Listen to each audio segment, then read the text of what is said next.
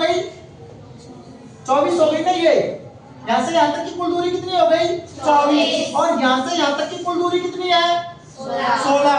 अब ये दोनों आकृति क्या है? समान। तो इसकी ये इतनी ये ऊंचाई मानेंगे हमको, ये दोनों की ऊंचाई भी क्या रहेगी? समान। तो यहाँ कितनी है टोटल लंबाई? 24। यहाँ कितनी है? 16। तो 24 में से 16 गए तो कितने बचेंगे? 8। अब 8 के 2 भाग करेंगे। 8 के कितने भाग करेंगे? 2। तो यहाँ से यहाँ तक की दूरी कितनी आ गई? 4। यहाँ से यहाँ तक की दूरी कितनी आ गई? 4। इसको हम क्या मानेंगे? दोनों समांतर भुजाओं के बीच की दूरी। अब दोनों समांतर भुजाओं के बीच की दूरी क्या कहलाती है? ऊंचाई। दोनों समांतर भुजाओं के बीच की दूरी क्या कहलाती है? ऊंचाई। फिर ऐसे ही यहाँ से यहाँ तक की कुल दूरी ये कितनी दे रखी है? 28 सेंटीमीटर। यहाँ से यहाँ तक की कुल दूरी कितनी है? 28। इसमें ये फ्रेम की है फोटो में, तो फोटो की कितनी है? 20। तो यहाँ से यहाँ तक की कुल कितनी हो गई? 28। ये कितनी हो गई? 20। अब आकृति A यानी कि इस खंड का क्षेत्रफल और इस खंड का क्षेत्रफल दोनों क्या रहेंगे? समान रहेंगे। तो दोनों की ऊंचाई भी क्या रहेगी? कुल दूरी ये कितनी है? 28। इसमें से कितनी गई है? 20। तो कितना शेष बचा? 8। 8 को 2 समान भागों में विभक्त करेंगे। कितने भागों में? 2 समान भागों में विभक्त करेंगे। तो 8 का 1 कौन सा हो गया? 8 का 2 करेंगे तो कितना बचेगा? 4। ये कितनी हो गई ऊंचाई? 4। ये ऊंचाई कितनी हो गई? 4। अब दोनों समांतर भुजाओं के बीच की दूरी क्या कहलाती है? ऊंचाई कहलाती है। अब हमारे पास 4 खंड आ गए इस आकृति में। पिक्चर फ्रेम के कितने खंड आ गए? 4। एक जो बीच का भाग बच गया। अब इसमें कहता पूरे का अलग अलग क्षेत्रफल ज्ञात कीजिए। अलग अलग क्षेत्रफल ज्ञात करके इसको जोड़िए। तो आकृति 1 2 3 4 5 ये 5वीं आकृति बनती है। इसमें पूरे का क्षेत्रफल पूछता तो इसका क्षेत्रफल, इसका क्षेत्रफल, इसका और इसका, पांचों का क्षेत्रफल निकाल के और उसको जोड़ देते तो पूरी आकृति का निकलता। अब वो प्रश्न में पूछ रहा है कि जो पिक्चर फ्रेम का प्रत्येक खंड है उसका अलग अलग क्षेत्रफल निकालना है। क्या करना है?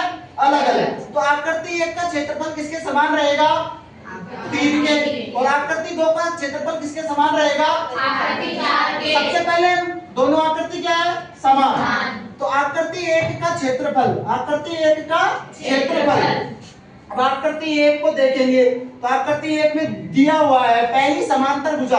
तो यहाँ से यहाँ तक की दूरी, यहाँ से यहाँ तक की दूरी कितनी है? 24। तो ये कितनी हो गई? 24। इसके समांतर भुजा ये है, इसके समांतर भुजा इसका मान कितना दे रखा है? 16। फिर हमने ऊंचाई ज्ञात कर ली। ऊंचाई कितनी आ गई हमारे पास?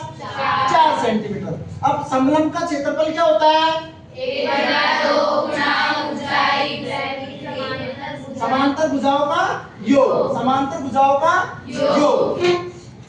समांतर भुजाओं का योग हो गया तो ऊंचाई हमारे पास 4 है।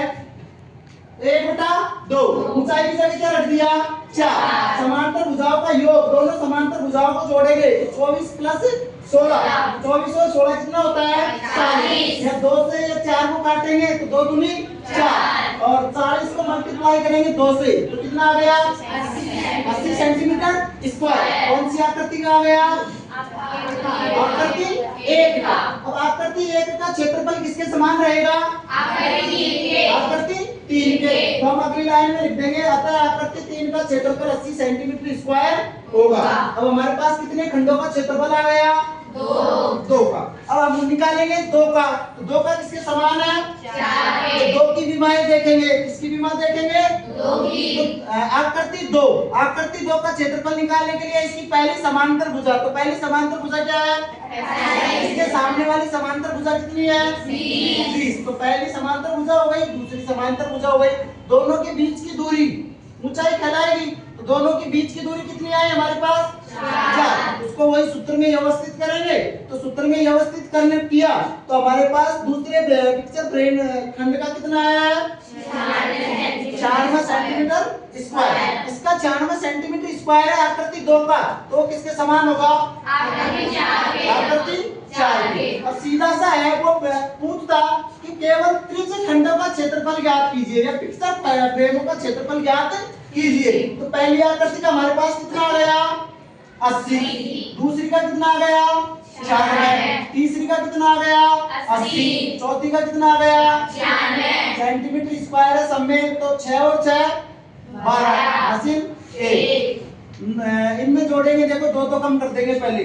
8 दूनी 16 दूना 24 8 32। एक इसमें से कम किया था 33, एक इसमें से कम किया था तो 34 और एक हो गया तो कितना हो गया 35। कुल से कितना हो गया 352 सेंटीमीटर। यानी जो एक त्रिज्यीय खंड दे रखे हैं, खंड दे रखे हैं इस फ्रेम के, उनके कुल का क्षेत्रफल कितना हो गया 352।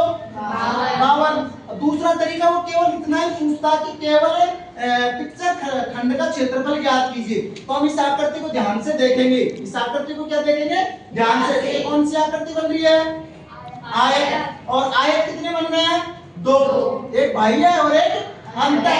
तो बाह्य तो क्या हो गया बड़ा, अंतर क्या हो गया छोटा। तो बाह्य का जो क्षेत्रफल ज्ञात करके उसको अंतर में से घटाएंगे तो इनका क्षेत्रफल आ जाएगा हमारे पास। तो आयत का क्षेत्रफल क्या होता है लंबाई गुना चौड़ाई। तो बाह्य का लंबाई कितनी है 28, चौड़ाई कितनी है 24। इसको गुना करेंगे तो 4 8 32, 4 दूनी 8 और 3 11, 2 8 16, 2 दूनी 4 और 1 5, तो ये 2 6 और 1 7, 5 और 1 672। यानी बड़ी आकृति का क्षेत्रफल कितना आ गया 672। छोटी आकृति की लंबाई कितनी है 20, चौड़ाई कितनी है 16। तो इसका हो जाएगा लंबाई गुना चौड़ाई 20 गुना 16, तो 16 गुना 32, एक 0 तो कितना हो गया 320। अब बड़ी आकृति में से छोटी आकृति को हटा देंगे तो ये क्या बचेगा केवल फ्रेम का क्षेत्रफल। तो 672 में से क्या घटाएंगे 320। 320 घटाया तो 2 में से 0 गया तो 2, 7 में से 2 गया तो 5 और 6 में से 3 गया तो कितना आ गया 352। यह भी कितना आ रहा है 352। प्रश्न पूछने का तरीका वो कहता पूरी आकृति का क्षेत्रफल ज्ञात कीजिए। तो पूरी आकृति में तो आयत दिख रहा है तो लंबाई गुना चौड़ाई करते तो कितना आता 672 आ जाता। फिर वो कहता केवल अंतःभाग का क्षेत्रफल ज्ञात कीजिए।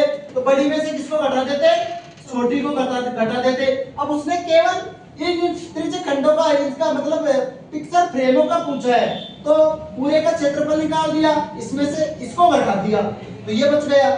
इस तरीके से ये प्रत्येक का पूछा है उसने प्रश्न में। तो प्रत्येक में इसका कितना हो गया 80 सेंटीमीटर स्क्वायर, इसका कितना है इसका भी 80, इसका 96 और इसका 96। उतार लो इसको।